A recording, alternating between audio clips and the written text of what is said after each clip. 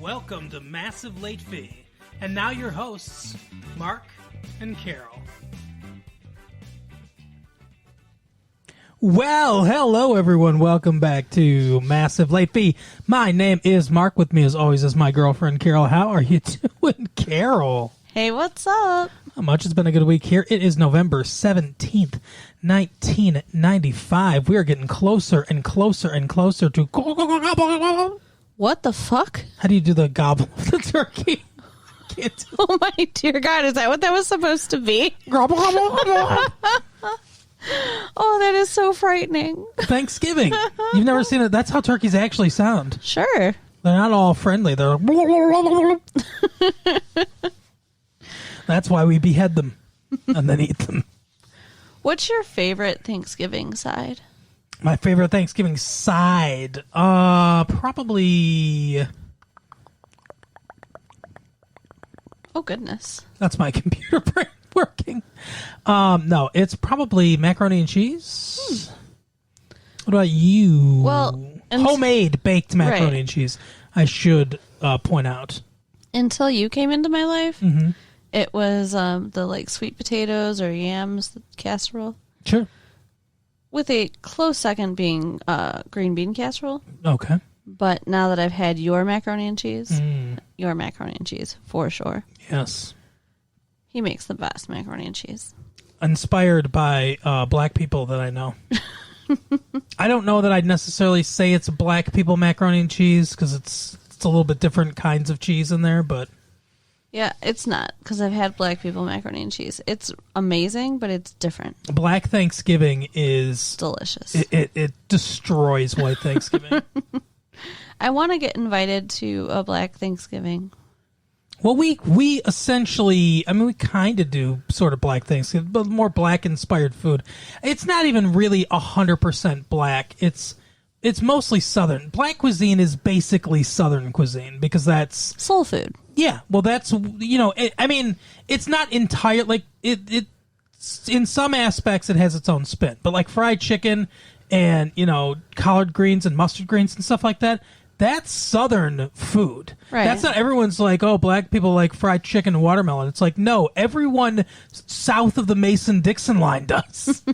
Like, what are you talking about? Those are country like Southern staples. And most of the people who are, most of the black people in this country came originally from Africa, obviously, but then also the South because they were, their Right. family were slaves. So I have certain relatives from Louisiana after the slave stuff. They came after the slaves. They weren't part of that. But so, I like a lot of that stuff too, like sausage and gravy.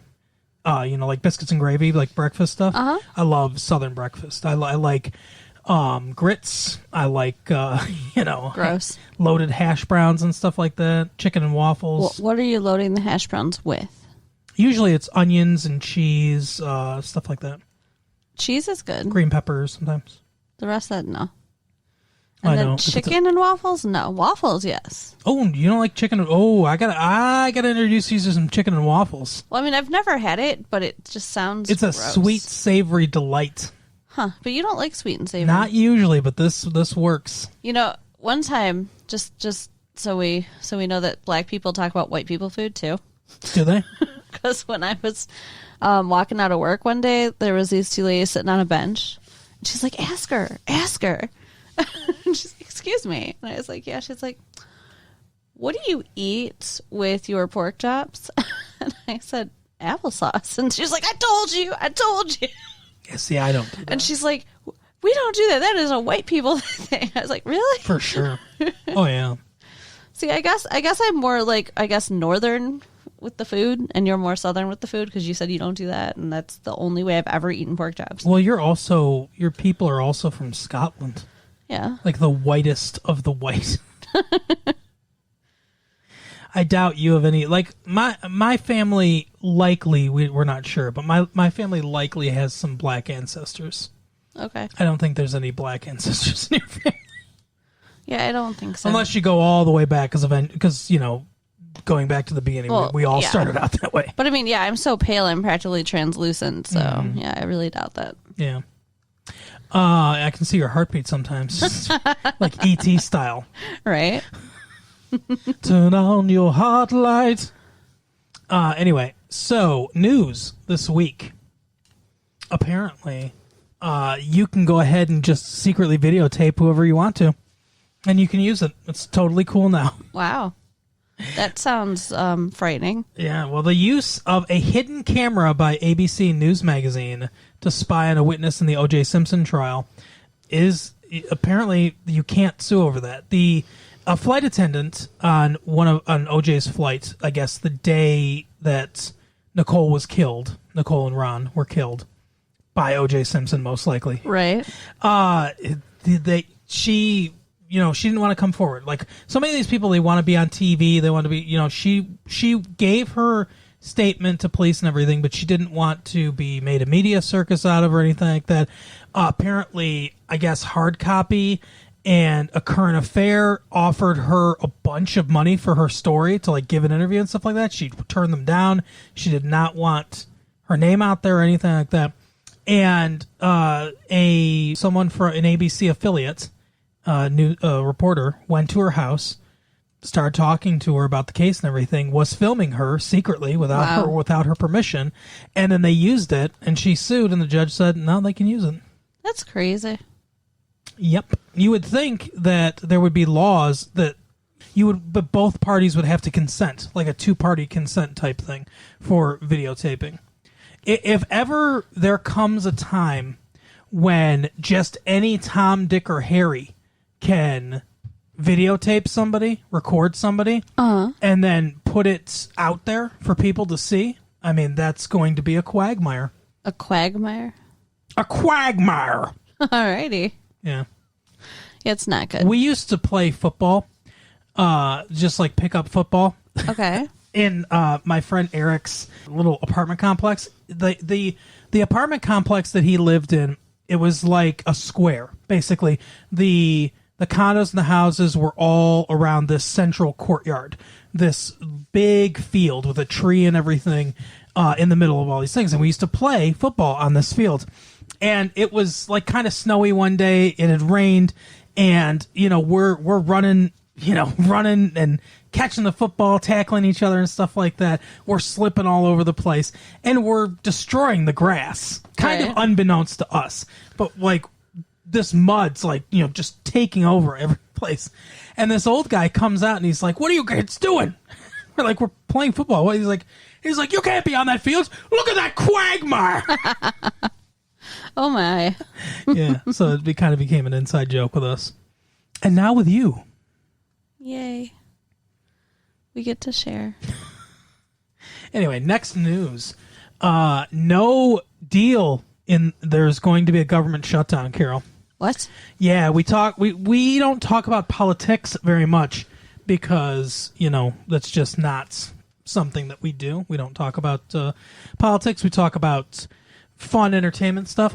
But Bill Clinton and the President of the United States and Newt Gingrich, Speaker of the House, apparently could not come to a deal on their budget. So there is no money left for the government to actually operate. So the government is going to shut down. So it says for how long? Who knows? Till they make a deal. Till they make a deal on a budget to actually fund the government. Well, then make a fucking deal. They've been trying, but they're not going well. So here's what to expect as the money runs out. Air travel, air traffic controllers keep working. So because they're vital service, so they're going to keep working. Planes will keep flying. Customs checks will continue. Amtrak, the trains will keep running. So those people aren't going to get paid. Oh, fantastic for them. But I'm sure they'd love to volunteer their time. Well, what will probably happen is that they'll get back paid.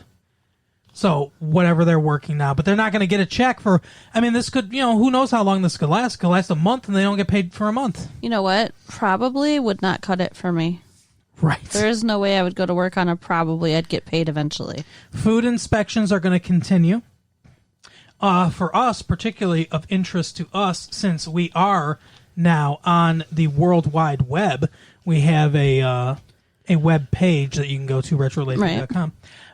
The internet. Thomas, Congress's most viable and heavily used internet service operated by the Library of Congress will be taken offline. So will the other public computer links to the library. Wow. So that's going to go offline. Law enforcement, all federal agencies stay on the job, including border guards and federal prison guards.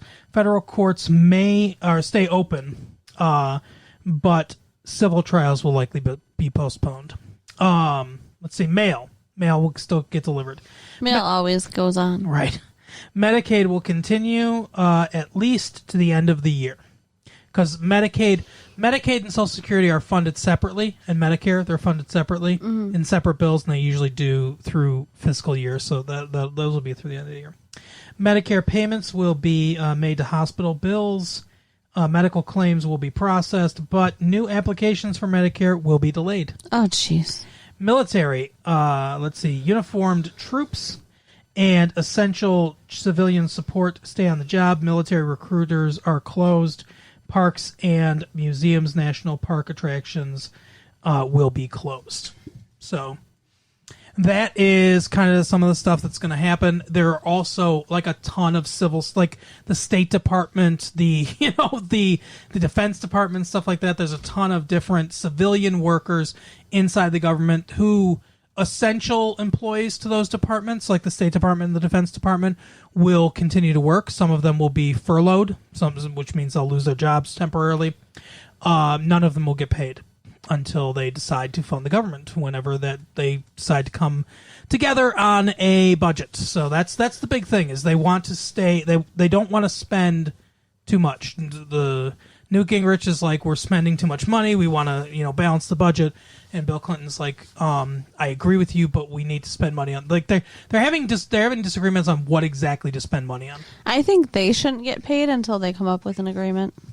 I don't know if they do or not. That's an interesting question. I don't know if Congress continues to collect paychecks and the president continues to collect paychecks. Well, considering they're in charge of who writes the checks, I bet you they do. Yeah, probably.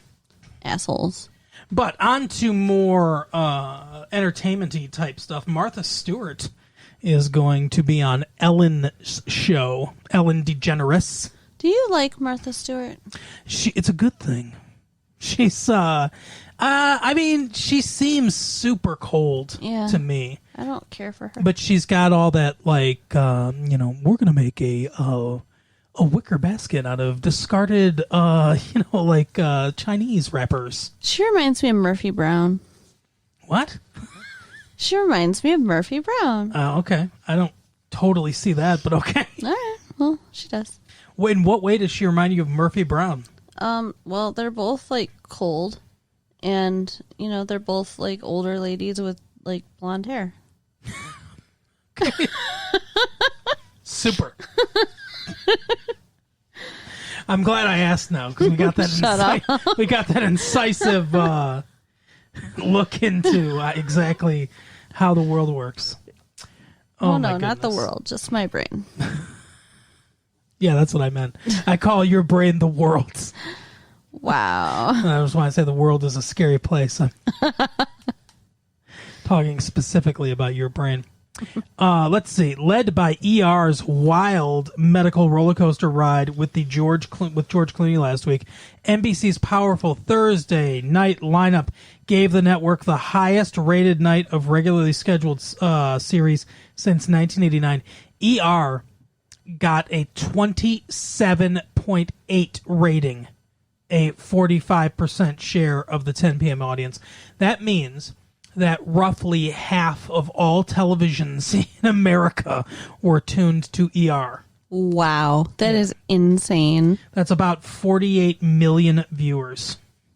Crazy. It's the highest rated regular series episode since May 17th, 1985, an episode of Dallas. Maybe we should have watched that instead of Unhappily Ever After. What we watched. Yeah. Here's the thing, too, because we've expanded now, right? What we're going to cover, Unhappily Ever After, is a televisual program from one of the new networks, the WB.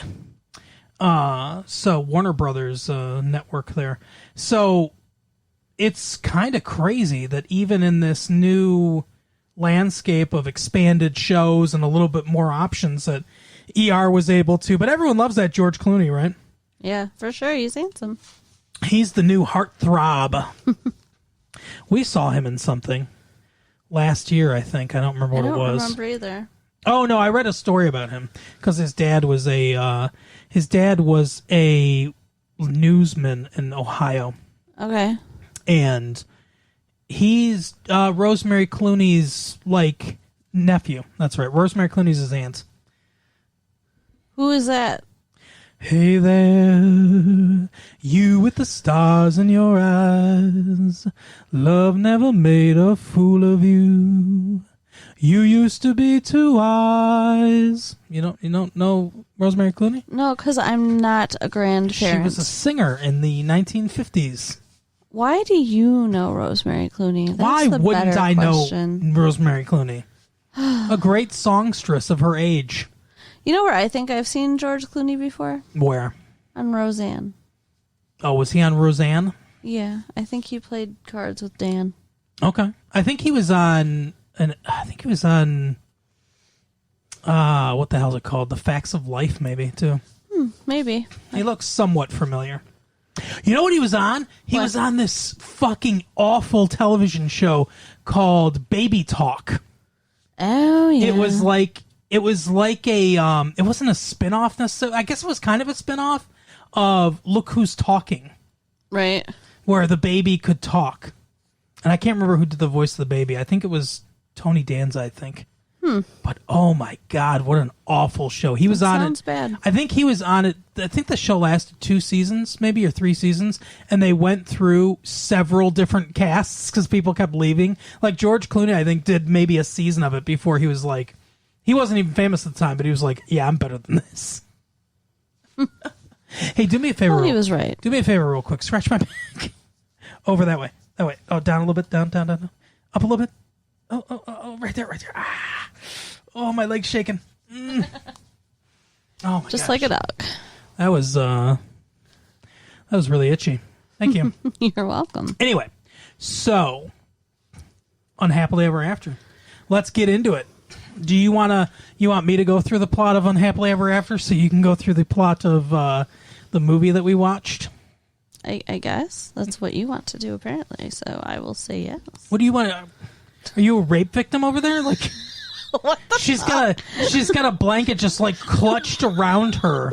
I'm cold. Like imagine a woman just like standing at a window looking out to see if her war husband will ever come home, and she's got the like just clutched up to her neck. There's a saucer of tea just smoking in the background behind her. Shut up. That's what she looks like right now. I'm cold. The car is going to come through the fog. And It's November. They're going to deliver that telegram. It's chilly. I'm sorry, your husband has given his life for the cause of American freedom. Anyway, so we watched Unhappily Ever After. We did. Let me tell you. Huh? No, good. You. No, you go ahead. I finally got to see Nikki Cox. That's all I was going to say. Yeah, what did you think? She's really pretty, but she's not as pretty as I've heard. Really? Yeah. I mean, I think that Kelly Bundy, who she is obviously supposed to be in this show, is way prettier. I totally disagree. Really? Yes. Huh. I couldn't disagree more. Really? Yeah. Christina Applegate is not as attractive to you as Nikki Cox. I think that Nikki Cox is way prettier. First of all, she's got red hair, which I like better than blonde. Okay, I'll give you that. Like, easily. And she's curvier, you know. Is she? Oh, yeah. I don't think so. See, I don't think they were necessarily putting her in the best clothes in this episode. Okay. But she's curvier. Trust me. Well, I mean, if that's true, then maybe. Yeah, we'll have to watch another episode. Yeah. Anyway. They should just dress her like Kelly. Yeah, well, sometimes they do. Sometimes they do, sometimes they don't, you know. Okay. I don't know exactly who runs the wardrobe in this show. Maybe she picks out her own stuff. I don't know. She needs to dress like Donna. She does, that would be better. But here's the thing, she doesn't, and unlike Kelly Bundy, she's actually like an actual genius, Right. in the guise of the show. I don't know if Nikki Cox is in real life or not, but in the show, she's like genius level IQ. And the young son is smart too. The middle son, played by Kevin Connolly, is a moron. And he's the dumb one. Yeah, he's got his little brother doing his homework. They start off this episode with the dad and the mom talking about what a dumbass he is because he's got all like D's and F's on his report card. And then we pan over and he's on the opposite end of the couch listening to everything, which is the joke. But the way it's framed and the way it's shot, it really kills the joke. It was not funny, no. It doesn't sell the joke the way the joke needs to be sold. And the audience didn't react to it either, because presumably because the audience couldn't see him the entire time sitting there. Right. So it's not a shock to them. That's true. But anyway, this is kind of as you pointed out. This show is clearly a Married with Children clone. Mm-hmm. It's in its second season right now.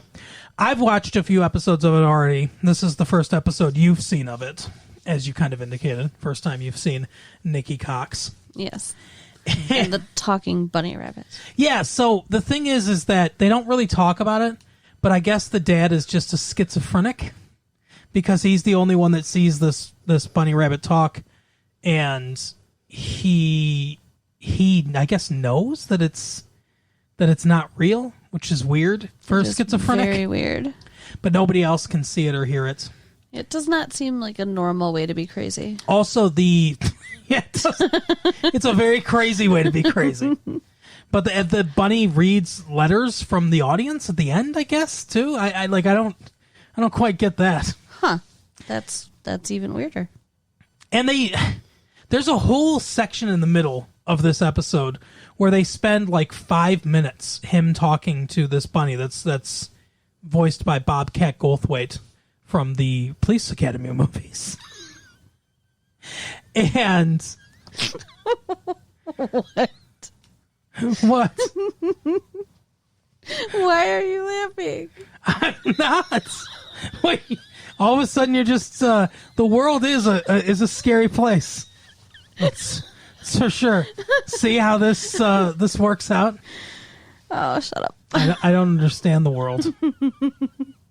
Me either. Yeah, that's clear. Anyway, so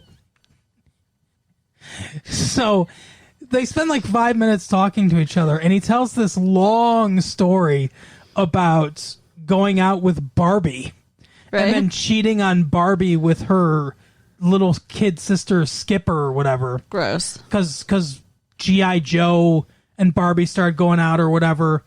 And I'm like, the whole time I'm thinking, the show has time for this. Right. How does the show have time for this?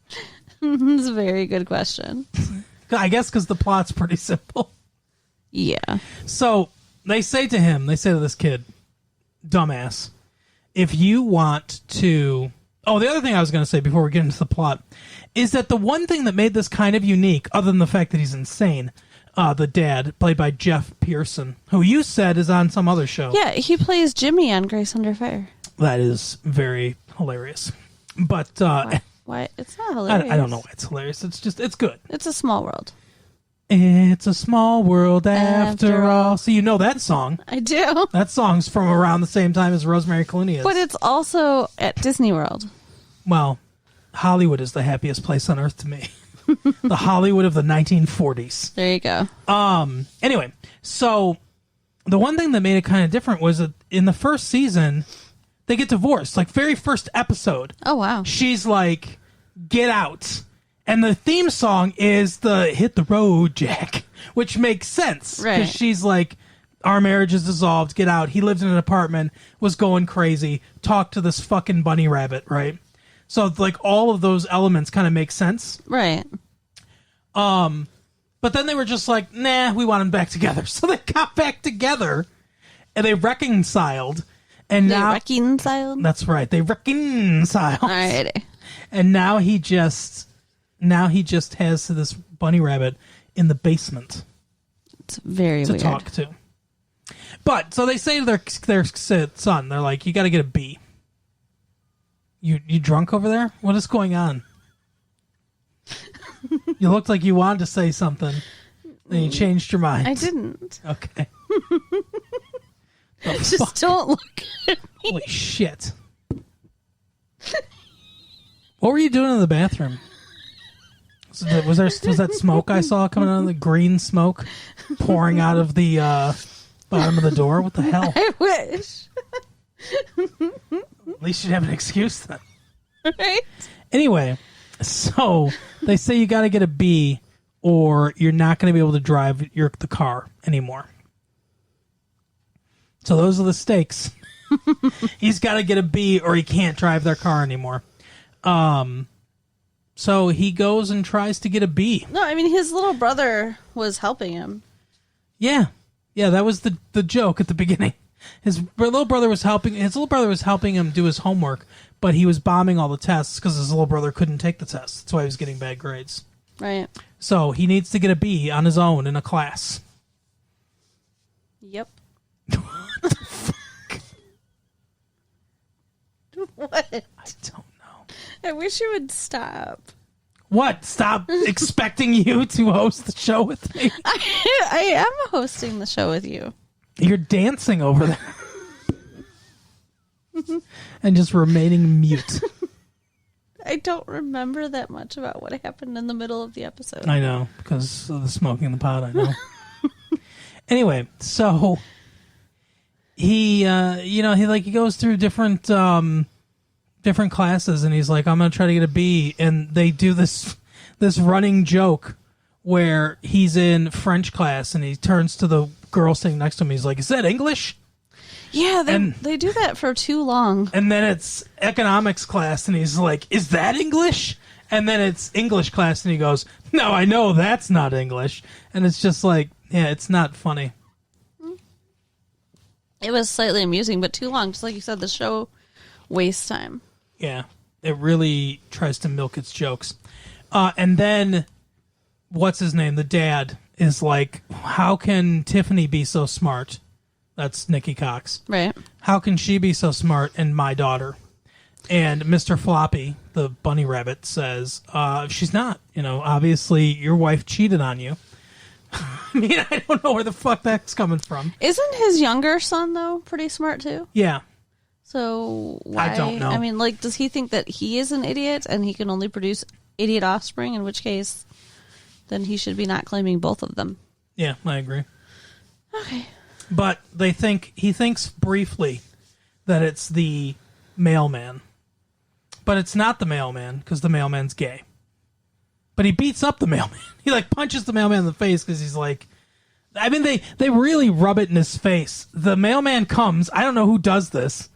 But the mailman comes, and Tiffany says, hi, Pops. Yeah. And then they hug... And then they stay with their arms around each other. He's like, "Oh, you're growing up so well," and stuff like that. And he calls the mom gorgeous. The whole time until we find out he's gay. The whole time I'm thinking he's definitely trying to fuck that daughter. What the hell's going on? Well, and he also had given her a book to read. And they were discussing some book that they like to read, which Metamorphosis by Franz Kafka. Yeah. So then he punches him in the face, and she comes back in, and he's all triumphant and stuff, and she's like, oh man, he'd get so many women if he wasn't gay. And then he goes, he's like, oh, I love gay guys. Come back. So the mailman never comes back, apparently. Never comes back. Never delivers their mail, doesn't hand it off to anybody else, just decides he's not going to do his job anymore. That's legal, for sure. And then all their shit gets shut off at the same time. Yeah. Electricity, water, with comedic timing, just all at once. We can speak from experience. It does not work like that. Can we? Yeah. Okay. I can. I guess maybe you can't. All right. Anyway, so then, what's his name? The kid, the young son, not the young son, the middle son, is giving a speech at school in his civics class about how, teachers are unappreciated and they should just shoot themselves. his teacher takes out a bottle of vodka. Just starts doing shots. Right, while he's talking. And eventually she's like, if you just shut up now, I'll give you a B. That's the kind of teacher I want to be. And then he's like, okay. And then he sits down. And then he gets his B. He worked real hard for it. Mm-hmm. And that's it. Tiffany's the guy's daughter, I guess. Huh. And, yeah, the kid got a B. It's maybe the most simplistic show I've ever seen in my life, but Nikki Cox is fun to look at. I was just going to say, but you got Nikki Cox, so. Mm-hmm. Yeah, we're not watching that show anymore. No, because of Nikki Cox. Well, if that's the only reason you want to watch it, then yeah. There is no other. It's not that funny. So that's the thing. Like, I can't really. There's only so many ways to say something just isn't funny. It's just not funny. Yeah.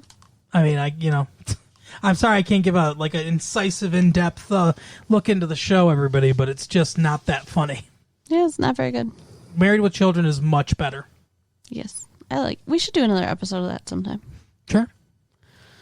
So, we went to the movie theater, though. We did. And we saw The American President. We did. And I loved it. Bill Clinton. We saw he was watching the movie with us. Right. We ran into him in line getting popcorn. Mm-hmm. No. He said, I love this movie. It's so good. I feel their pain. Actually, Michael Douglas, though, is in this movie. Michael Douglas is in this movie. He's kind of nice to look at. He's fine. Just like President Clinton. Sure. Annette Bening's also in the movie. Yeah. The woman that convinced Warren Beatty to stop chasing tail. She's not as good looking, though. She's got a pretty face. As Michael Douglas. No, I mean, she's got a pretty face, but I don't know. I don't like her hair. It's too short. Yeah. Well, okay. Anyway. That's what this show's just come down to. Hair and dresses. That's all we talk about now. No. So, the show starts out with Annette Bening getting hired by this environmental company to lobby the president to push a bill through that will reduce carbon emissions by 20%. That's right. And save the planet. He says he can only push it through for 10%. Mm-hmm. But if she gets, they're 34 votes shy. If she gets 24 votes, he'll get her the last 10, and the White House will put the full weight of its support behind it. And because they just found out that they have a 63% approval rating, they're which he wants to take out for a spin. Well, he doesn't. Oh no, that's Michael J. Fox. Michael J. Fox wants to take it out for a spin. Michael Douglas wants to just be very bland and keep his job. He wants to, use it to get reelected. But yeah, so he's obviously, a well-liked president. Mm-hmm. And he's a widower, which comes up a lot. You know who wrote this movie? Aaron Sorkin. Okay, what else did he write? I recognize that name. He wrote A Few Good Men. Okay, that's a good one. Yeah. And I think this is a great movie. Did you enjoy it? I like this movie. Yes, I did. I enjoyed this movie. So he's got a 12-year-old daughter? Mm-hmm. Icebox from Little Giants. It's so weird. And when Annette Bening goes and she's meeting with not even the president, she's meeting with some of his staff. She's meeting with Martin Sheen. Yeah. AJ is his character's name. He happens to come in and she doesn't see him, and she's talking smack about the president. It's the classic, he's right behind me, isn't he? Right. It's pretty bad. And he is just enamored of her right away. And she's just foot and mouth trying to... She has foot and mouth disease. Yeah. Get out of what she said. And he steers her away and into the Oval Office to ask her out. Well, not ask her out. He didn't ask her out then. He kind of does, doesn't he? Doesn't he say do you want to get some coffee or a donut? Or he says, want to get a donut. And then she thinks that he's patronizing her. Well, the look on her face is hilarious because he says that, and then it's a classic Jack Benny pregnant pause where there's just silence, and she just kind of looks at him like, what? She's trying to figure him out. Yeah. We have a few of those here on the show, but you just don't get to see them because it's an auditory medium. Right. So that Theater of the mind. So that does not go great. Then she tries to walk out the wrong door. Like, she's just so humiliated by the time she leaves. She does kind of, she doesn't talk smack, but she's like, hey, we're going to get this legislation passed, and blah, blah, blah, blah, and if you don't want to do this, then we're going to find a new presidential candidate. Yeah, she's talking pretty big. Before New Hampshire, and that's what we're going to do. And she goes to walk out the door, and he's like, you can't do that. And she's like, oh, yeah? You watch me. He's like, no, if you leave there, you're going to get tackled by the Secret Service, because that's a closet. It's my private office. Private office, yeah. Which I always thought the white or the Oval Office would be the president's private office, but I guess not. I think that's the official office. Not every president makes the Oval Office their office, I guess. Really? I don't think. Well, maybe now, but I don't think that was an official thing way back when. But I think maybe now, probably it is. Okay. But that's the official office, so they take state meetings and stuff like that in there, where they'll sit on that couch and and he does a lot of work there and stuff like that. But the personal office, I would think, would be more kind of personal affairs and stuff like that. Where he wants to go hide, where he should have gone when he tries to buy her flowers. Where he writes exactly. where he writes a letter to his beloved from the battlefield or something. Right. It is balmy in Washington. How are things morrow in the lair? So there's a lot of good comedy in this movie, and there's some. Yeah, I mean, it's not a laugh out loud comedy. It's more of a it's a, I don't know. It's an understated kind of comedy. Okay, well. It's clapter. It's very good, very nice. Yes. One of my favorite scenes, though, is when he actually does succeed in asking her out. Oh, really? He calls her, and she's at her sister's house, and she thinks he's Richard. Who the hell is Richard? We never truly find out. I'm assuming an ex-boyfriend. Richard Chamberlain. No. Oh, I'm sorry, Richard Dreyfuss. I mean, she thinks Richard Dreyfuss is in this movie. She thinks it's the actor Richard Dreyfuss, sure, who happens to look exactly like this senator that's in this movie. But no, she's on the phone with some dude named Richard, and she's like, "No, I don't want to hear your President Shepard impersonation, Richard." And then she hangs up, and then he calls, and it's him. So she thinks it's Richard doing the impersonation. I missed that part. Yeah. That it was set up like that. I thought she just made the assumption. No, it's somebody that she works with. Okay. So, so she's like, oh, yeah, whatever. I'm sorry I didn't tell you had such a nice ass. And, right. I don't think it's Frasier's dad who's in this movie, but. What? Frasier's dad. Frasier's dad's her boss. It's the one that hires her. Oh, yeah. Okay. Yeah. You're right. So he says, okay, I want you to hang up and call the White House and, blah, blah, blah, to prove that it's actually him. Right. And then she's embarrassed again. That's funny. But it is funny. But is it laugh out loud funny? Yeah. It's more of a circumstantial funny. I don't know. It's my kind of humor. All right, good. I guess I have to pay attention to whether I'm laughing out loud or not when I'm entertained. Well, are you ever entertained when you listen to our show, or are you ever entertained when you're doing our show? Yeah. All right, well, sometimes. Find out if you laugh out loud then. I did a lot of laughing out loud today. Did you? Yeah. All right. So he takes her to some kind of dinner. A state dinner. Yeah. The French have elected a new president. So she's sitting at the table with the president and then the French president and his wife and other, important people. Mm-hmm. Well, all his people are like, oh, you can't do this. You don't want to do this. You can't date this woman. You can't bring this woman to this, dinner and stuff like that. It's not going to be good. It was supposed to be his cousin, and then she got the flu. How is it better for him to go on a date with his cousin? It's not a date with his cousin. It's just that's who's accompanying him. Yeah, but I mean, I don't think that... I think him going solo would be better than bringing his cousin. I think that makes him look like a dork. I'm going to prom with my cousin, everybody. Right? Let me ask you a question. Do you think that it would be a big deal if the president was dating? No. I don't really either. I mean, like, people are like, oh, this is going to affect his job performance, and I don't know, maybe when he's fucking her, he's going to give her the nuclear codes or something. Like, I don't get exactly. No one ever says what the problem is with him dating this woman. I don't get it. Well, I do get the thinking it could mess with his job performance because, when you're newly in a relationship, it takes up a lot of your focus. What? It's true. Just thinking about how busy a president is. Just being like, I just can see Michael Douglas laying stomach down in a bed with his legs up, like rocking back and forth, twirling the phone cord, and being like, "Oh yeah, I was supposed to call the premier of Russia back today, but I just wanted to buy some bubblegum with you." Like, obviously he's gonna do the job of president. He's got to.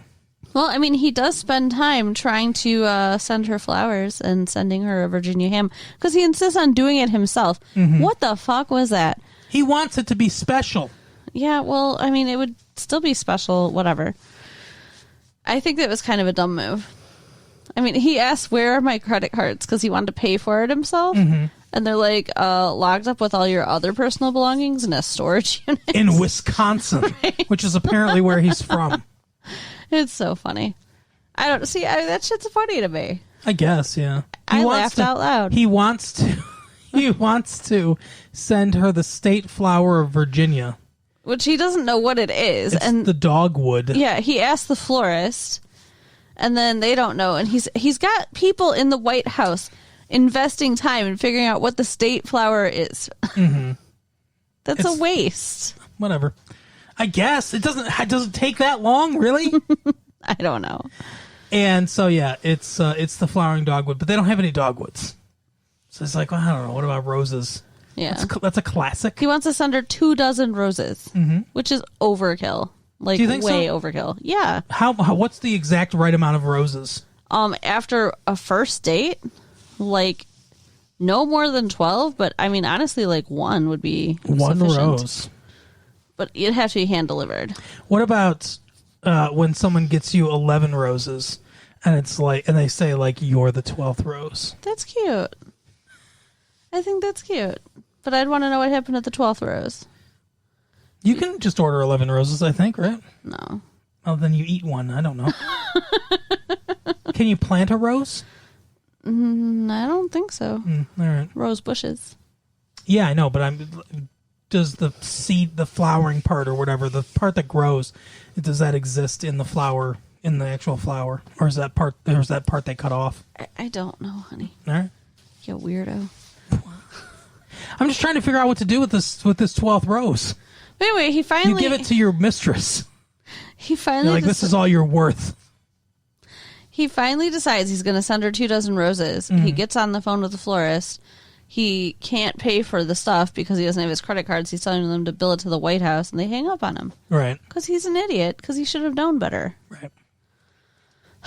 Anyway, what they have a problem with, I think, is more when she spends the night, because then you're talking about family values. I suppose. That was the big, talking point. Family values. Yeah. And it was only their third date. Well, yeah, but that third that's the date, right? Third date's a sex date. For the president with, a daughter and everything, I don't know. I think it should take longer. There's a sliding scale. If you're a senator and you have a son, then it's the 5th date. But if you're the president and you've got a daughter, 12th date. Well, here's the thing, too, though. It's very rare for a president to be single.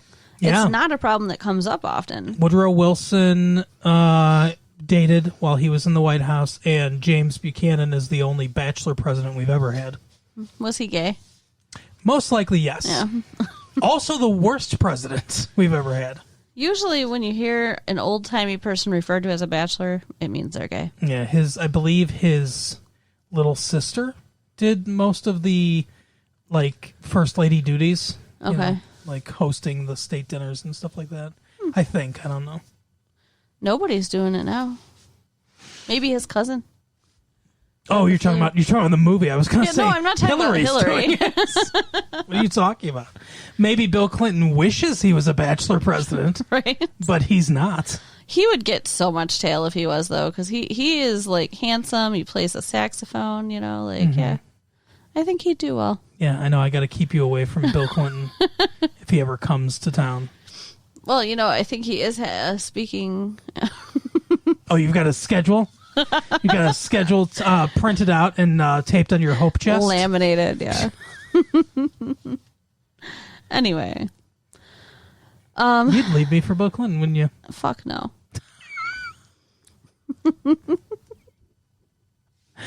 right, well, I wouldn't leave you for Hillary. Thanks. Nikki Cox, I Good don't know, to maybe. know. Oh, I see. Well, you know, Luke Perry, so. What? So, okay, he does have a political rival. Rumsfeld? Is that his name? Something like that. Bob Rumson. Rumson? I don't It's know. funny because there is a Rumsfeld in real life. Donald Rumsfeld. He was I think he was, he worked in the Nixon administration, I believe. And I think he was in George H.W. Bush's cabinet or something, or Ronald Reagan's cabinet. I don't know. But he served in positions in Republican administrations of the past. Okay, but that's not who he's going up against. No, here. it's Bob Rumson. Yeah, Bob Rumson is also running for president of the opposing party, which That's I Richard get Dreyfuss. I think he says he's from the GOP, so that's Republicans, Yeah, right? yeah. It's pretty clear that Michael Douglas is a Democrat and Richard Dreyfuss is a Republican. The actual actors. And so, you know, they're going back and forth. They dig up dirt on Sydney, like, you know, she apparently like burned a flag. That's Annette Bening, by the way. Yeah, that's her name. His girlfriend. Sydney Ellen Wade. So, A movie name if I ever heard one. but Yeah, she burned a flag at some event before, and maybe she traded sex for votes. yeah, I don't know what the hell. Richard Dreyfuss just makes that up out of nowhere. Yeah, so they're dragging her all through the mud, and the president wants to like not get into a character debate, so he's not saying anything, and it's not good. Yeah. But you know, eventually he stands up for himself. What? You kind of sound like you're getting ready for a lobotomy. What the fuck? Because you're just like, and eventually he stands up for himself. Yep, eventually he does. He gives a big speech. Well, it's because I am the American president. he actually gets broken up with because Yeah, you might want to explain the actual, drama and conflict of the movie. he breaks his promise to Sydney that he would get her the remaining votes that she needs because he needs 3 more votes for his big crime bill. Right. So he takes 3 votes from her. Yeah, here in Michigan. Yeah, using insider information that she gave him. One thing they say that's pretty ridiculous to me is she's talking about the 20% emissions, right? And she's like, you know that in the election you need California where they make planes and Michigan where they make cars. Now, I guess, we voted for Reagan, and I think we voted for H.W. Bush. We voted for George Bush. We as in the state of The Michigan. state of Michigan, yes. But we voted for Bill Clinton in 92. So, I mean, yeah, I guess we could go either way as a state. We could either vote for the Republican or the Democrat. We've kind of shown a propensity to do that as a state. So when they say, like, you need Michigan, I will grant that. But California, when was the last time California voted for a Republican? Yeah, I guess you could kind of assume they just have California. You would think, because California voted for Ronald Reagan twice because Ronald Reagan was from California. Mm-hmm. Overwhelmingly in 2 elections that Ronald Reagan won pretty handily. But I don't even think I'd have to look it up, but I don't think they voted for George Bush, and that was Reagan's vice president. Wow. And George Bush won that election by a lot in 88. Okay. And I think they even voted Democrat. Like, they generally vote for the Democratic candidate. So I don't know. I don't think, like, California's that big of a question mark to me. Okay. That makes sense. Anyway, so I take a little, not offense, but I take umbrage with that, I guess. I don't know. But when he screws Sydney over, she gets fired from her job. Yeah, because, she was dating the president. She didn't get what she wanted. Like, Fraser's dad's like, you're sleeping with a guy and you still don't get your votes. Get out of here. You're a loser. And so she's going to move back to Virginia. I think she was going to Connecticut, I think. Yeah, Connecticut. You're right. With Richard. I wonder if she would have ended up with Richard. Oh, I don't know. He does a good, let's see how good a impersonation he does of President Shepard. Right. I can even make my dick seem like his. So that's when he is finally motivated to stand up to Bob Rumsfeld, whatever. Bob Rumson. I don't know. Richard Dreyfuss. Yeah, he does this big impassioned speech, and he goes for the 20% emissions, even though he said he wouldn't. He's like, we're going to get rid of crime bill's out. And he's going to do I'm going to write a better crime bill because we're going to, we can't fight crime unless we take the assault rifles and handguns. I'm going to get the guns. Fuck you people.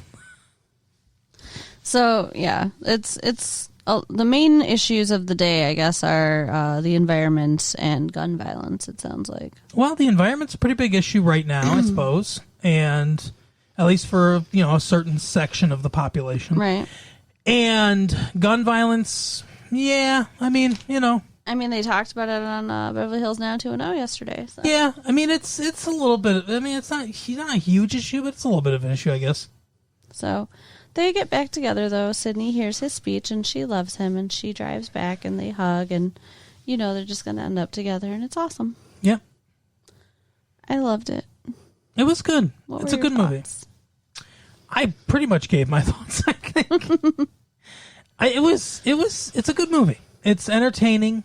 It's funny, it's sweet. It's a romantic comedy with some politics painted over the top of it. Yeah. It's very cute. And I like politics, and I like romantic comedies when they're done well. And I think this was pretty good. Yeah. A Few Good Men is a better movie, but... Not a romantic comedy. No, not at all. But Rob Reiner directed this movie. I'm pretty sure Rob Reiner directed A Few Good Men as well. Oh, okay. So he's worked with Aaron Sorkin a couple times now. Cool. And I get the impression that Aaron Sorkin likes this government type stuff because A Few Good Men had some politics in it, but all that military stuff and everything, and then this is politics, but also people and stuff. So It seems like he's interested in that kind of stuff. So we'll have to watch out for his career. Yeah, see what else he does. Mm-hmm. But yeah, that's about it, right? That's about it. All right. Well, why don't you tell the people if you can find the words? Why don't you tell I will find the words. All right. So you can write us at latefee1994 at AOL.com. You can visit our website at retrolatefee.com. Mm-hmm. You can go ahead and put some stars up on our locker and, make big signs to tell people all about how much you love our show. Do it. Bye.